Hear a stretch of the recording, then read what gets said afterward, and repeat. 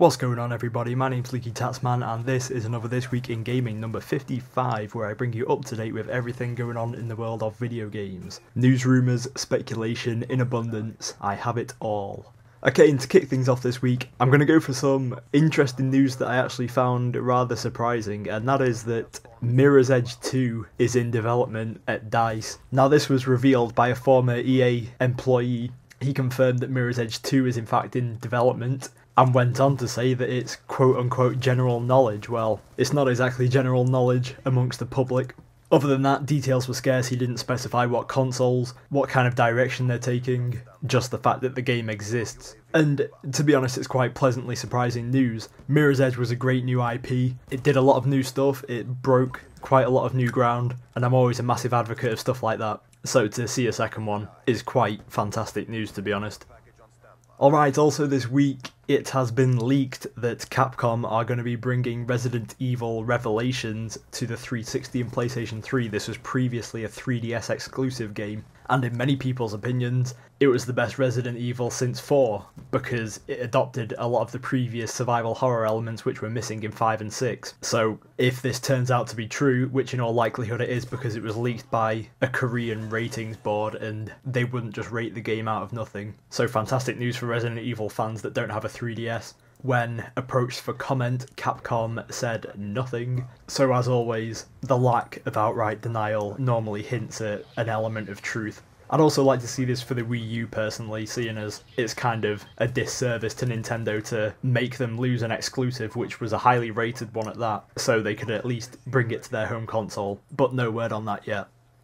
Okay, some news regarding Hitman, and this is probably news that is going to be hit with some quite poor reception. It's been confirmed that they will be taking a Call of Duty-esque approach to development. What this means is that two different development studios will be handling the games and alternating the game's releases. So IO Interactive, I think it is, that make the game, they'll be doing it 1 year, and then maybe a couple of years later another studio will do it. They didn't actually specify whether it will be yearly like the COD franchise, but with the comparisons being drawn to Call of Duty, I would be guessing that that is the case. Now, I'm not really a fan of yearly iterations. I think it detracts a lot of the excitement from the game's release. Case in point with Assassin's Creed. I think the hype for those games would have been quite more sizable if they didn't have the likes of Brotherhood and Revelations to fill the gaps, which, don't get me wrong, weren't bad games, but they very much just felt like filler rather than a bona fide sequel. So unless these Hitman games are going to be big progressions, I'm not really much of an advocate of this move, to be honest.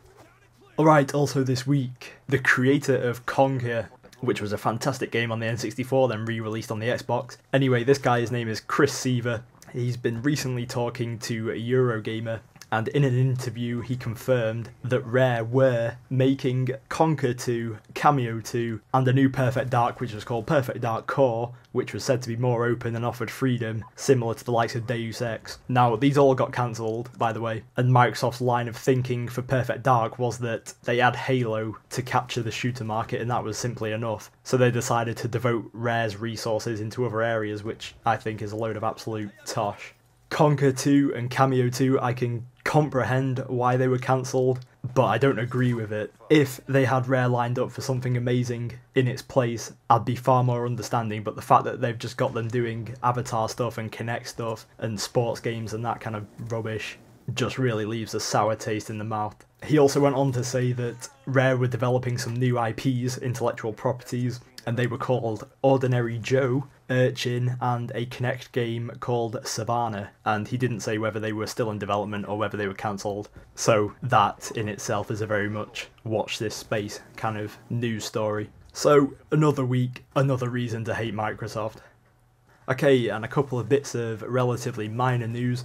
Bioware have been questioning people about Mass Effect 4 and the potential direction that the game can take. Basically, they've been asking people on Twitter whether they would rather the game start before the original trilogy or afterwards, so a prequel or a sequel basically. I myself would probably edge toward prequel, and the fact that they're asking this kind of question leads me to believe that Mass Effect 4 is in very, very, very early stages of development, so this could be quite some time off by the sounds of it, unless the game is an absolute rush job, which please for the love of God don't let it be.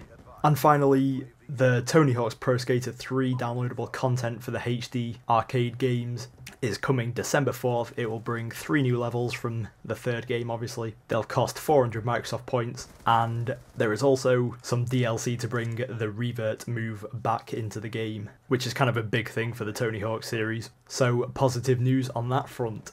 Okay, and that pretty much summarises everything that's gone on this week in the world of video games. Very much a mixed bag this week, I think you'll agree. Mirror's Edge 2 and Resident Evil Revelations, that's fantastic news. Hitman taking the Call of Duty approach, let's wait and see. Microsoft being total dickbags about Rare, well that's pretty much standard, but it's still horrible news.